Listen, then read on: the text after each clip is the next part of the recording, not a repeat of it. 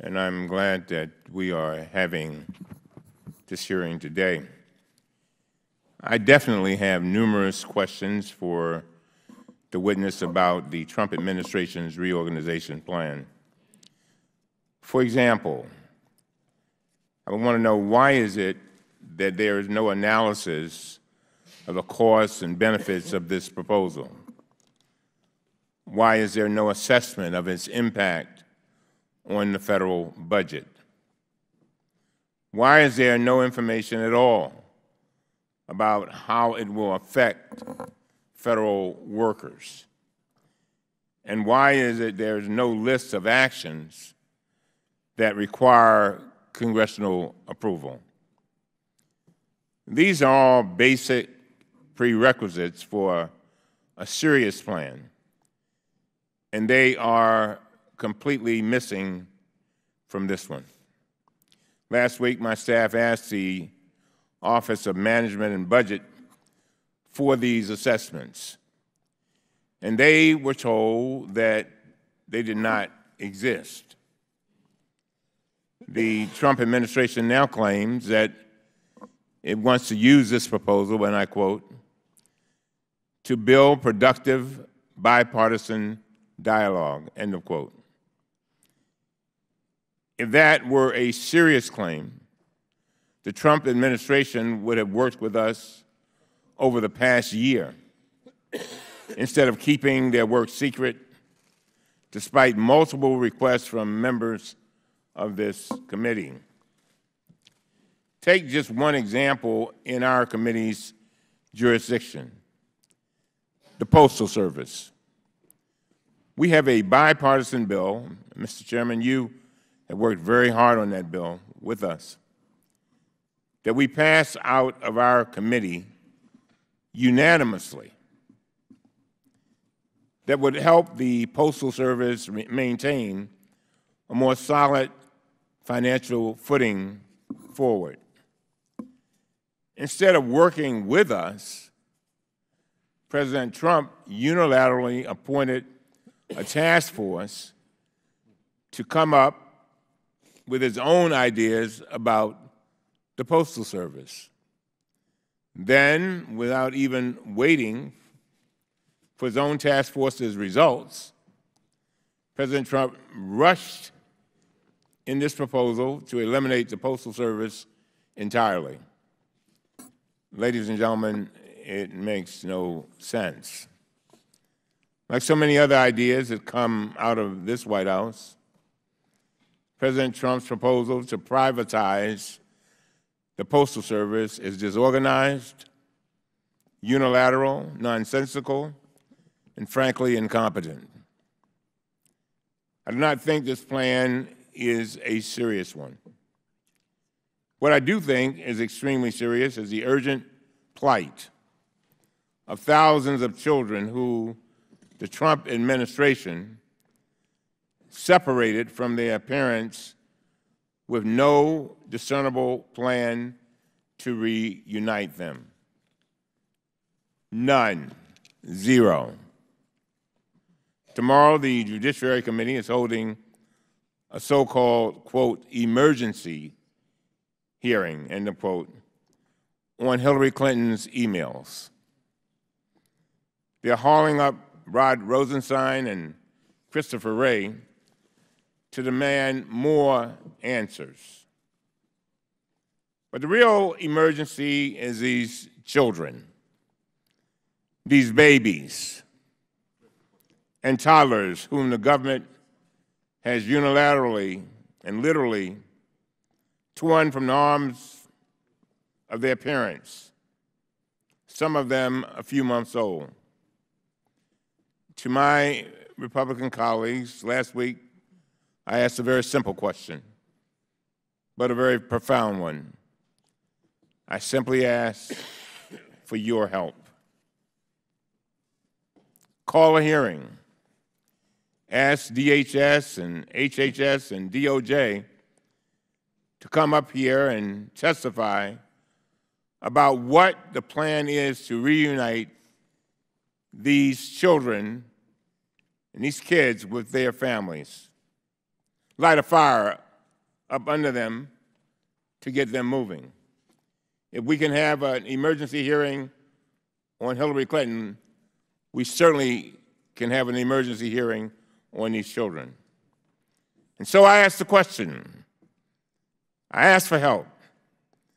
But guess what? I got no response. Zilch. Didn't even get a letter.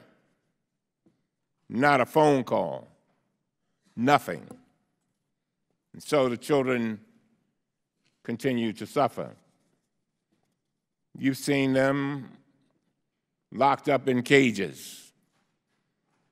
I've said it before and I'll say it again. This is our country. This is a great country. But we will be judged by the way we treat our citizens, and particularly our children. So on Friday, we had to send our own letter, just from the Democrats, dated June 22nd, to the Attorney General Sessions, DHS Secretary Nielsen, and HHS Secretary Azar. We asked for basic information on each child that was separated from his or her parents so we could monitor and promote efforts to unify these families. These are documents they should have at their fingerprints, and we asked for them by tomorrow. Apparently, however, we cannot have these documents for some reason. And as we all know, the Democrats are in the minority. And since no Republican joined our request, the agencies will not produce the documents. We hear a lot of talk from the agency heads, but no documents. And so now I'm pleading. I'm pleading with you once again. Anyone on this panel, anyone, is there one Republican who will join us? Just one, to save and help these families reunite.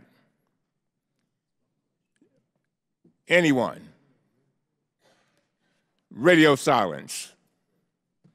Is there one Republican who will sign his or her name to this letter requesting the basic facts and the documents about these children? I will yield to any Republican member who will join us in this effort. I ask one last time, is there one? Would the gentleman yield? Yes.